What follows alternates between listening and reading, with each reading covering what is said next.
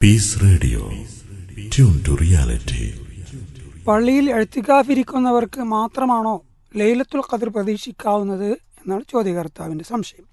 ലൈലത്തുൽ ഖദർ റമളാനിലെ അവസാനത്തെ 10 ആർക്കും പ്രതീക്ഷിക്കാവുന്നതാണ്. അവസാനത്തെ 10 ഒറ്റയിട്ട രാവുകളിൽ നിങ്ങളതിനെ പ്രതീക്ഷിക്കുക എന്ന് പ്രത്യേകമായി നിർദ്ദേശങ്ങൾ റസൂലുള്ളാഹി സ്വല്ലല്ലാഹു അലൈഹി വസല്ലമയിൽ നിന്നും വന്നിട്ടുണ്ട് താനും. അതുകൊണ്ട് തന്നെ ഏറ്റവും കൂടുതൽ ഇബാദത്തിലായിക്കൊണ്ട് കഴിയുവാൻ കുറച്ചുകൂടെ സൗകര്യം പള്ളികളിലാണ് എന്നതിനാൽ പള്ളികളിൽ ആളുകൾ പ്രത്യേകിച്ചും അവസാനത്തെ 10 എഴുത്തിക്കാഫിരിക്കുവാനും അതുപോലെ തന്നെ ഖിയാമ് നിർവഹിക്കുവാനുമെല്ലാം പ്രത്യേകം ശ്രദ്ധ പുലർത്താറുണ്ട്.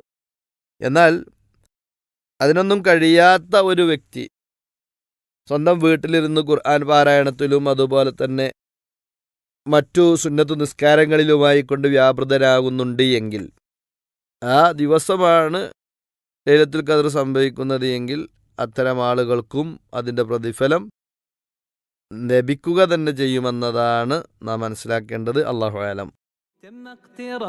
ദാഹിച്ചു വലഞ്ഞവർക്ക് ഒരൽപ്പം കുടിനീര് കിട്ടിയതുപോലെയാണ് വിശ്വാസികളുടെ സംശയങ്ങൾക്ക് പ്രാമാണികമായ ഒരു മറുപടി ലഭിക്കുമ്പോൾ. താങ്കൾ ഇപ്പോൾ കേട്ടത് മലയാളികൾക്കിടയിൽ നന്മയുടെ പ്രകാശം വിതറി മുന്നോട്ടു പോകുന്ന പീസ് റേഡിയോ എന്ന ഇന്റർനെറ്റ് റേഡിയോയിലെ അൽ ഇജാബ സംശയ നിവാരണം എന്ന പരിപാടിയിൽ നിന്നാണ്.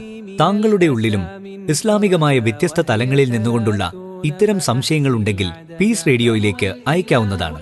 ചോദ്യങ്ങൾ അയക്കുവാൻ ഗൂഗിൾ പ്ലേ സ്റ്റോറിൽ നിന്നോ ആപ്പിൾ സ്റ്റോറിൽ നിന്നോ പീസ് റേഡിയോ ഇൻസ്റ്റാൾ ചെയ്തതിനു ശേഷം ഫീഡ്ബാക്ക് എന്ന ഓപ്ഷൻ ഉപയോഗപ്പെടുത്തുക. Peace radio, tune to reality.